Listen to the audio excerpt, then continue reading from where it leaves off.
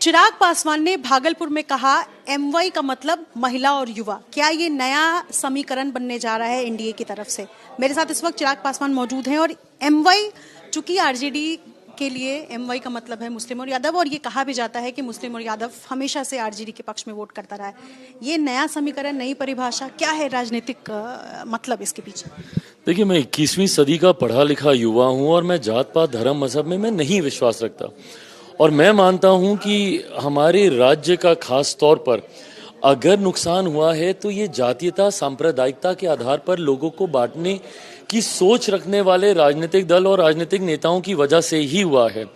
ऐसे में जो लोग अपने आप को मठाधीश मानते हैं, इन जातियों का, इन धर्म से आने वाले लोगों का, मेरी समझ के परे है कि आज की तारीख में जब आप 13 करोड़ बिहारियों की समस्या का आप जिक्र करते हैं तो उसमें सिर्फ एक जाति, एक धर्म क्यों हम लोग समावेशी विकास की हम लोग बात नहीं कर सकते? क्यों हम लोग समाज के हर उस वर्ग जो अभी तक मुख्य धारा के साथ नहीं जुड़ा है, जो अभी तक गरीबी जाति का हिस्सा है, उस जाति को क्यों नहीं हम लोग, भले उस जाति में किसी भी धर्म के लोग हों, किसी भी जात से आने वाले लोग हों, क्यों उस गरीब जाति को हम लोग एक्नॉलेज नहीं करते? तो ऐसे में मैंने अपने एक एमवाई समीकरण की मैंने बात की है, जहाँ पे जातीयता नहीं है, सांप्रदायिकता नहीं है। मेरा एम महिलाओं के लिए है, मेरा वाई युवाओं के लिए है। लोकसभा में मुझे 5 सीटें मिली चुनाव लड़ने के लिए। उन 5 सीटों में भी मैंने अपने एमवाई समीकरण के आधार पर मैंने चुनाव लड़ाया, जहां 5 में से 4 युवा थे, 2 महिलाएं थीं। उस आधार पर मैंने चुनाव लड़वाने का काम किया।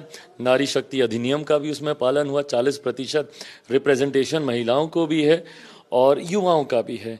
तो मैं इस सोच के साथ हर जाति हर धर्म की महिला, हर जाति हर धर्म के युवा को आगे लेकर चलने की सोच के साथ लोक जनशक्ति पार्टी रामविलास बढ़ रही है। एमवाई वर्सेस एमवाई, ये नया फैक्टर क्या लगता है कि 2025 के चुनाव में बिहार को जब हम देखते हैं, बिहार की बात करते हैं, तो ये हिट फॉर्मूला होगा?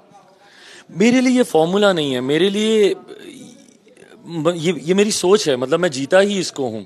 मुझे अगर आप बोलें किसी को मैं जातियों के आधार पर देखूं या किसी को मैं धर्म के आधार पर देखूं, ये मेरी सोच ही नहीं रही है।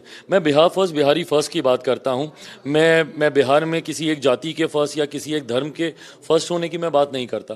तो ऐसे में मैं जीता ही। मुझे नहीं पता इसका कोई राजनीतिक लाभ होगा नहीं होगा, ये फॉर्मूला सक्सेसफुल होगा नहीं होगा, क्योंकि मेरे लिए फॉर्मूला ही नहीं है, ये सोच है जिसको मैं जीता हूँ। क्या ये एनडीए का नारा?